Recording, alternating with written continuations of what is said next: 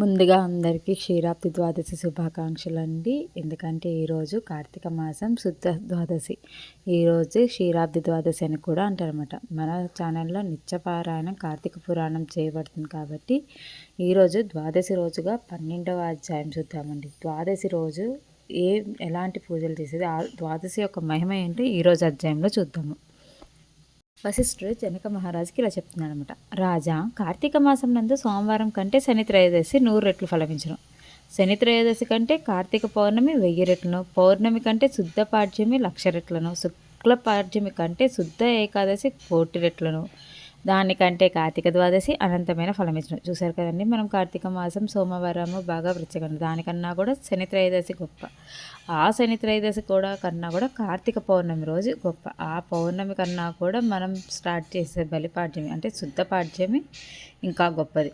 ఆ శుద్ధ పాడ్యమి కన్నా ఏకాదశి అనేది ఇంకా మంచిది. ఆ ఏకాదశి కన్నా కూడా అనంత ముఖ్యమైనది ఏంటి, అనంత ఫలితాన్ని ఇచ్చేది ఏంటి అంటే కార్తీక మాసం శుద్ధ ద్వాదశి అన్నమాట. అందుకని ఈ ద్వాదశి పూజ చేయాలనుకున్న వాళ్ళు కార్తీక శుక్ల ఏకాదశి అంతా ఉపవాసం చేసి పురాణ కాలక్షేపంతో జాగరణ చేసి సమస్త పాపాల నుండి విముక్తి కావాలని, వైకుంఠాన్ని నివాసించాలని అందరూ చేస్తారన్నమాట. సో వశిష్ఠ మహర్షి ఏమేమి చెప్తున్నాడో చూద్దాం మనం ఇప్పుడు. కార్తీక మాసం నందు ఏకాదశి నాడు ఉపవాసం చేసి ద్వాదశి నాడు బ్రాహ్మణులతో కలిసి పారాయణ చేయవాడు సాయుధ్య ముక్తి పొందను. కార్తీకమునందు ద్వాదశి దినమున అన్నదానం ఆచరించేవాడు ఐశ్వర్యాభివృద్ధి గాంచును. సూర్యగ్రహణ సమయమున గంగానది తీరమున 1,000,000 బ్రాహ్మణులకు భోజనం పెట్టిన పుణ్యము కార్తీక ద్వాదశి నాడు ఒక్క బ్రాహ్మణులకు భోజనం పెట్టిన మాత్రమే లభించును. చూశారు కదండి, మనము ద్వాదశి దినం ఎంత గొప్పది అంటే రోజు ద్వాదశి రోజు ఎవరికైనా అన్నదానం చేసి వాళ్ళకి ఐశ్వర్యం కలుగుతుంది అనమాట. ఇప్పుడు ఎప్పుడైనా గ్రహణాలు అలాంటి సమయాన కొంతమంది గంగా నది స్నానాలు చేసి భోజనాలు పెడతా ఉంటారు బ్రాహ్మిన్స్కి. అది పెట్టిన దానికన్నా కార్తీక ద్వాదశి నాడు ఒక్క బ్రాహ్మడికి పెట్టినా కూడా అది అమోఘమైన ఫలితాన్ని పుణ్యాన్ని ఇస్తుందని వశిష్ఠ మహర్షి చెప్తున్నాడు. ఇంకేమేమి చెప్తున్నాడో చూద్దాం. పుణ్యతిథులని చెప్పబడినవి అనేకమైనవి, కానీ ద్వాదశి విష్ణుప్రియమైనది కాన అన్ని తిథుల కంటే అధిక ఫలం ఇచ్చినది. కార్తీక శుక్ల ఏకాదశి నాడు రాత్రి ఒక యామం ఉండగా విష్ణువు పాల సముద్రం నుండి నిద్ర మేల్కొనను. ఆ తర్వాత వచ్చు ద్వాదశి హరిబోధిని అనబడును. ఆ ద్వాదశి నాడు ఒక్క బ్రాహ్మణకైనా భోజనం పెట్టేవాడు సకల సౌకర్యములను పొంది అంతమున విష్ణు సన్నిధి కేగును.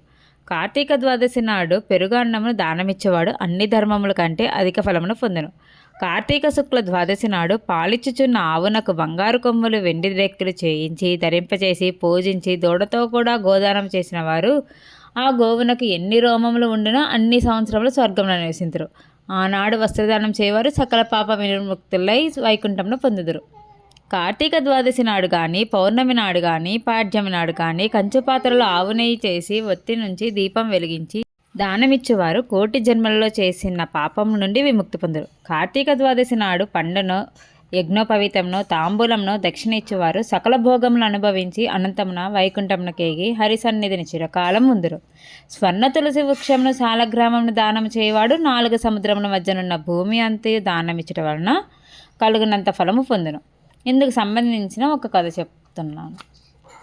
సాలగ్రామ దాన మహిమ ఏంటో చూసేద్దామండి. ఇప్పుడు గోదావరి తీరంలో ఒక కోమటి ఉండెను. అతడు చాలా ధనమును ఆర్జించును, కానీ తాను తినక ఇతరులకు పెట్టక మిక్కిలి లోభితనము కలిగి ఉండెను. జీవితంలో ఏ ఒక్క సత్కారం కూడా చేసి ఉండలేదు. ఆ కోమటి పొరుగురి యందున్న ఒక బ్రాహ్మణకు చాలా ధనము అప్పు ఇచ్చెను. ఆ ధనము తెచ్చుకొనుటకై ఒకనాడు తన బ్రాహ్మణుడున్న గ్రామమునకు పోయి నా ధనము నాకిమ్మని అడిగాను. బ్రాహ్మణుడు అతను చూసి, ఈ నెలాఖరు లోపగా నీ ధనము నీకు తప్పక ఇచ్చేదను. ఈ కొలది దినములు ఓర్పు వహించి నీ ధనము నీవు తీసుకురమని పలికి తిరిగి ఈ అప్పు తీసుకొని తిరిగి ఇవ్వని వాడు నరకమున పడి అనేక బాధలు పొందును. తిరిగి రుణం ఇచ్చిన వానికి కొడుకుగా పుట్టి బాకీ తీర్చవలసిన వచ్చును కనుక నీకు రుణపడి ఉండనను.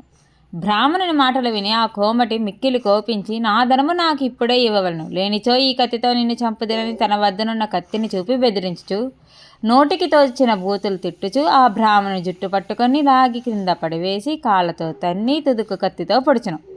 బ్రాహ్మణుడా కత్తిపోటు తిన్న తక్షణమును మరణించును. తన రక్షక బట్టలు పట్టుకొని రాజుకు అప్పగింతులని భయముతో ఆ వైశ్యుడు అచ్చటి నుండి పారిపోయి స్వగృహమును చేరును. పిమ్మట అతడు చేసిన పాపములకు ఏమాత్రం సిగ్గుపడక కొంతకాలం సుఖముగా జీవించి తుదకు మరణించను. అంతట భయంకరముగా నల్లని కాంతి గల యమదూతల పాసమును ధరించి వచ్చి ఆ కోమటిని పాసముతో బంధించి యమలోకమునకు తీసుకుని పోయి యమధర్మరాజు ఆజ్ఞను అనుసరించి రౌరవము నరకమునందు అనేక బాధలు పెట్టుచుండ్రు. అట్లా జరుగుతుండగా ధర్మవీరుడు ఆ వయసుని కుమారుడు తండ్రి చనిపోయిన తర్వాత తన తండ్రి సంపాదించిన ధనముతో చెరువులు బావులు త్రవ్వించి తోటలు వేయించి నదులపై వంతులు నిర్మించి వివాహములు ఉపనయములు చేయించుచు ప్రతిదినము బ్రాహ్మణులకు అన్నదానం చేయించు ఆకలితో బాధపడు అన్ని జాతుల వారికి అన్నం పెట్టుచు ధర్మ మార్గం నడుచుచుండెను. ఒకనాడు ధర్మవీరుడు విష్ణుమూర్తిని పూజించుచున్న సమయంన గోవింద నారాయణ కృష్ణ విష్ణు అనంత వైకుంఠవాస శ్రీవత్సలాంఛన విశ్వాంబర దేవదేవా నమస్తే దేవేశ నమస్తే నమస్తే అని హరినామ కీర్తన చేయుచు నారద మహర్షి అచ్చటికి వచ్చాను. ధర్మవీరుడు ఆయన చూసి బ్రహ్మానందం పొంది ఆయన పాదములకు నమస్కరించి, ఓ నారద మునీశ్వర, నేను పూర్వజన్మ ముందు ఎట్టి పుణ్యమాచరించిందా కానీ అతి దుర్లభమైన మీ దర్శనము పొంది తిని నా జన్మ పావనమైంది. స్వామి, మీరిచ్చటికి వచ్చటకు కారణమేమో తెలియదు. మీ ఆజ్ఞను పాలించడానికి సిద్ధంగా ఉన్నానని పలికెను. అప్పుడు నారద మహర్షి, వత్స ధర్మవీర, నేను చెప్పుచున్న మాటలు శ్రద్ధగా వినము. కార్తీక ద్వాదశి హరికి చాలా ప్రియమైనది. ఆనాడు చేసిన స్నానదానములు అనంత ఫలం ఇచ్చును. సూర్యుడు తులారాశి ఎందుండగా కార్తీక ద్వాదశి నాడు సాలగ్రామ దానం ముసుగువారు జన్మాంతర కృత పాపములన్నిటి నుండి విముక్తి పొందరు. నీ తండ్రి అనేక పాపములు చేసిన అందువలన ఇప్పుడు యమలోకమున బాధలు పడుతున్నాడు. అతడు పాప విముక్తుడవుటకు నీవు కార్తీక ద్వాదశి నాడు సాలగ్రామ శిలాదానము చేయము అని చెప్పగా, మునీంద్ర, గోదానము, భూదానము, తిలాదానము, సువర్ణదానం మొదలగు దానముల వల్ల కలిగిన ముక్తి శిలాదానం వలన కలుగున ఎట్లా అని అడిగాడు. శిలాదానం చేయడం వలన అంత ప్రయోజనమేమీ కనపడదు కనుక నేనే శిలాదానం చెయ్యను అని ధర్మవీరుడు చెప్పాను. నారదుడు సాలగ్రామ శిలాదాన మహిమను గూర్చి ఎంత చెప్పినానో ధర్మవీరుడు మూడుడై చేయుటకు అంగీకరించలేదు. అంత నారదుడు అంతర్ధానమయ్యను. కొంతకాలమునకు ధర్మవీరుడు మరణించడు.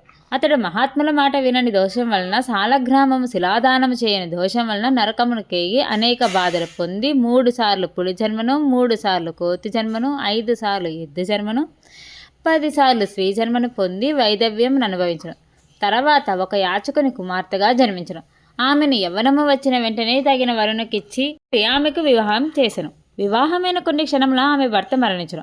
అప్పుడు ఆమె బంధువులందరూ అకస్మాత్తుగా పెండ్లి కొడుకు మరణించినకు చాలా దుఃఖించిరి. చిన్నతనంలోనే ఆమెకు వైదవ్యం కలిగినది. విచారించసాగిరి. యాచకుడు దివ్యదృష్టి వలన తన కుమార్తె బాల్యమందే వైదవ్యం పొందుటకు కారణం తెలుసుకొని బంధువులందరికీ తన కుమార్తె పూర్వమార్జించిన పుణ్యపాపముల గురించి తెలియజేసిన. ఆమె యొక్క జన్మాంతర పాపములను నశింపచేయటకై కార్తీక సోమవారం నాడు వేదాంగ పారంగతుడగు ఒక బ్రాహ్మణునకు సాలగ్రామ శిలాదానం చేయించను. సాలగ్రామ శిలాదాన మహిమ వలన అతని అల్లుడు తిరిగి జీవించను. తర్వాత ఆ దంపతులు చిరకాలము సుఖంగా గడిపిరి. తర్వాత ఆమె స్వర్గమును కేగి అచ్చట చాలా కాలము ఆనందంగా ఉండి తిరిగి భూలోకమున బ్రాహ్మణ జన్మ పొందెను. అప్పుడు అతడు ప్రతి సంవత్సరము కార్తీక సోమవారం నాడు సాలగ్రామ శిలాదానం చేసి విశేష పుణ్యం ఆచరించి తుదకు మోక్షం పొందెను. అంతేగాక అతడు చేసిన సాలగ్రామ దాన మహిమచే నరకమందున్న అతని తండ్రి కూడా పాప విముక్తుడై ముక్తి పొందెను. కనుక జనక మహారాజా కార్తీక మాసంలో సాలగ్రామ దానము చేయుట వలన సకల పాతకములు నశించుకొని తెలుసుకొనము. పాప విముక్తులగుటకు సాలగ్రామ దానమాచరించుట కంటే మరి ఒక ప్రాయచిత్తం లేదు అని చెప్పాను. ఇదండి ఈరోజు అధ్యాయంలోని కథ, దాని యొక్క విశేషాలు చూసారు కదా. ద్వాదశి రోజు సాలగ్రామ దానం అనేది అమోఘమైన ఫలితాన్ని అనేది ఇస్తుంది. అందుకే కార్తీక మాసంలో ఏ దానం ఇచ్చినా, ఏ దీపం పెట్టినా కూడా అమోఘమైన పుణ్య ఫలితాన్ని ఇస్తుందని మనకి ఈ కార్తీక మాసం పురాణంలో అన్నీ చెప్తున్నారనమాట. మళ్ళీ రేపటి కలుద్దాం. Until then bye.